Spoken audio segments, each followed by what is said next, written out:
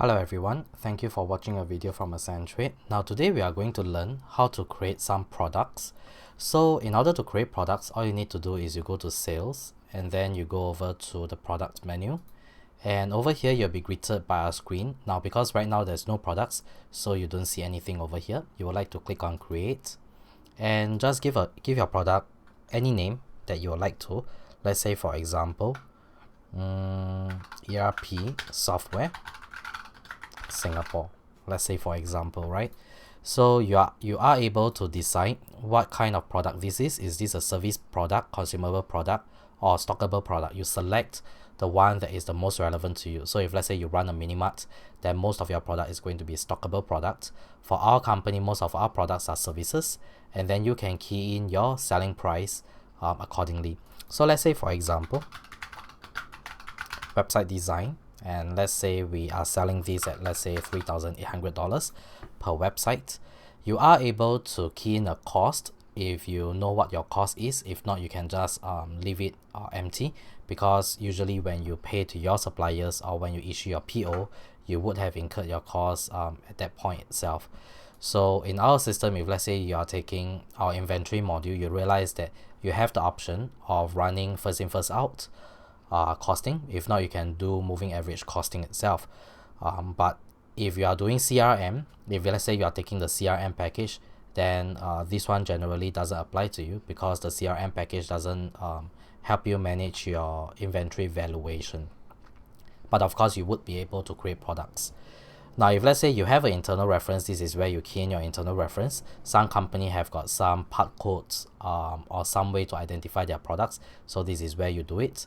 You can scan in your barcode. So if let's say you are a mini mart, you sell a lot of physical products. Most of these physical products come with EAN 13 numbers. So you are able to just plug and play your barcode scanner and just scan in the barcode. Now for HS code, this is generally more for export. So if let's say you're not doing export, generally you don't have to touch this section itself. If you're in export, then you would know exactly what this is for. Now you are able to categorize your products, and you are able to create as many categories as you want to. So we'll cover that in another video another time. If you want to, you can upload an image for your product itself. If not, then that's about it for creating your product. Now if you want to key in some description for your products, if let's say you are going to issue quotations to your client, and you would like your quotation to pull out this product with some standard description, this is where you do it. So this is the description for quotations. So let's say for example, you would like to say for web design, you include 10 standard pages, and let's say for example you have 3 standard change requests. So this is where you key in the details for your quotation. Now the system doesn't restrict you to how much text you are able to input into these sections, but do take note that if your description is too long, it would be very difficult for the system to automatically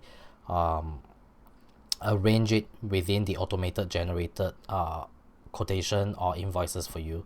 So it is always a good idea to keep these descriptions short and sweet. And if there's nothing else, you would have successfully created your products. So you can just save, and that's about it. You have created your product successfully. So if you go back to the products menu, you will see that your product is there. Now if let's say for example 2 years down the road, this product becomes obsolete and you would like to remove it from your system because you do not want to clutter the view, all you need to do is you just click on the product, and then you come over to the top right hand corner, and you see this button called active. You would like to hover over it, and then you click on this button. So what happens is that the system will have archived this product, and when you go back to the products page itself, you realize that it doesn't clutter up your view anymore. But if you like to see it again, you can go to group by, or you unselect this crossover here, and then you can go to filter, and you would like to see all the archived products. So then you will see the archived products appear on the list again. So why is this important? Because if you are using an enterprise system, generally the good advice is do not delete anything from the system, because all these items should be auditable, and if let's say an auditor comes to the company, you would be able to show them the past history of all your records and all the products that you have sold before. So that's about it for product creation. Thank you so much, and I will see you in another video. Thank you.